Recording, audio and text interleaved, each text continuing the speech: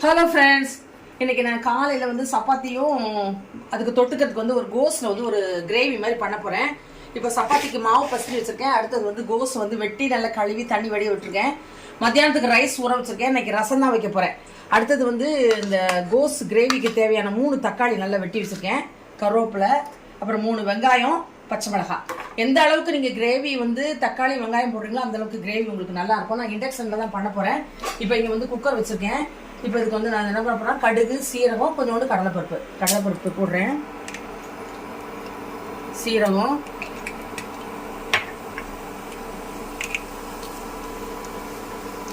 அப்புறம் கடுகு பிடிக்கட்டும். பிடிச்ச பிறகு நம்ம வெங்காயத்தை போட்டு நல்லா வதக்க போகிறோம். இஞ்சி பூண்டு பேஸ்ட் வந்து இதை தட்டி வச்சுருக்கேன். வெட்டலை, இந்த கிரேவி நம்ம மிக்சியில் போட்டு அரைப்போம்ல அந்த மாதிரி கிடையாது, இதில் தட்டி வச்சுருக்கேன்.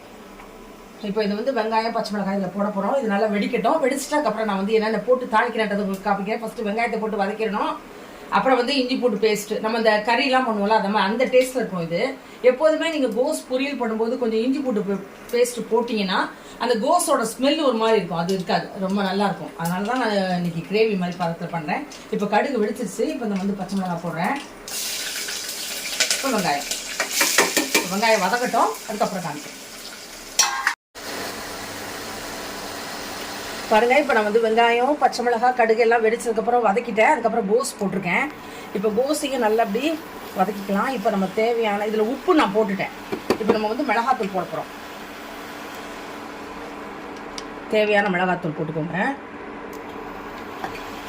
இப்போ இஞ்சி பூண்டு பேஸ்ட்டு நான் போட்டுட்டேன். இப்போ எந்த டயத்தில் நம்ம என்ன பண்ண போகிறோம், வெட்டி வச்சுக்கோல தக்காளி, அதையும் இதில் போட்டுடலாம். 3 தக்காளி வெட்டி வச்சுருக்கேன், அதையும் போட்டுடுறேன். நீங்கள் தக்காளி போட்டிங்கன்னா தான் நல்லா கிரேவி வந்து நல்லா வரும். அதுக்காக தான் 3 தக்காளி போட்டிருக்கேன். இப்போ நல்லா இதை வதக்கியாச்சு. கருவேப்பிலையும் போட்டாச்சு. எல்லாம் போட வேண்டியதெல்லாம் போட்டுட்டு இப்போ கொஞ்சம் போத தண்ணி, நிறைய தண்ணி ஊற்ற வேண்டாம், சும்மா ஒரு அரை கிளாஸ் தண்ணி ஊற்றினா போதும்.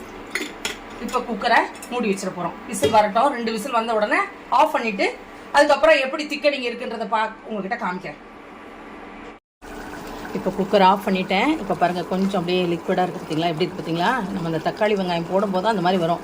இப்போ நம்ம இதில் நான் தனியாத்தூள் போடலை, அதனால் இப்போ தனியாத்தூள் போட போகிறேன்.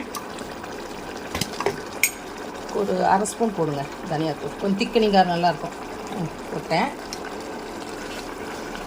இப்போ லாஸ்ட்டாக நம்ம கரம் மசாலா தூள் கொஞ்சம் போட்டு கொத்தமல்லி போட்டு ஆஃப் பண்ணிட போகிறோம். இதுதான் வந்து கோஸ் கிரேவி. நான் பாருங்க இந்த சப்பாத்தி போட்டு வச்சுட்டேன். அடுத்தது வந்து எங்கள் ஜாக்குக்கும் சப்பாத்தி போட்டு வச்சாச்சு. மத்தியானத்துக்கு வந்து ரசத்துக்கு வந்து புளி ஊற வச்சுருக்கேன். அடுத்தது வந்து மீன் இருக்குது, இந்த மீன் வாங்கிட்டு வந்தேன். அந்த மீனை வந்து வறுக்கிறதுக்காக எடுத்து வச்சுருக்கேன். அடுத்தது நேற்றுக்கு வந்து மீன் குழம்பு பண்ணேன் இருக்குது பாருங்கள், மீன் குழம்பு பண்ணேன், அதுவும் இருக்குது.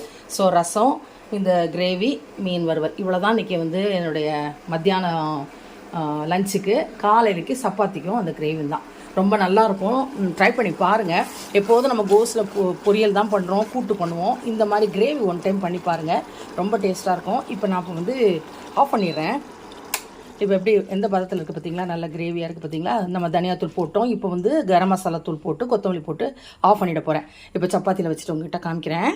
நான் கரம் மசாலா 1 ஸ்பூனும் கொத்தமல்லி போட்டாச்சு. இப்போ நல்லா கிளறி விட்டுட்டு நம்ம எடுத்துகிட்டு போகிறோம். அவ்வளோதான். மஞ்சத்தூள்லாம் போட்டேன், எல்லாமே போட்டாச்சு. எப்படி இருக்குது பாருங்கள், சூப்பரான கோஸ் கிரேவி ரெடி.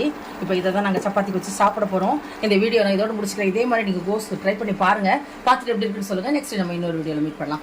பாய்.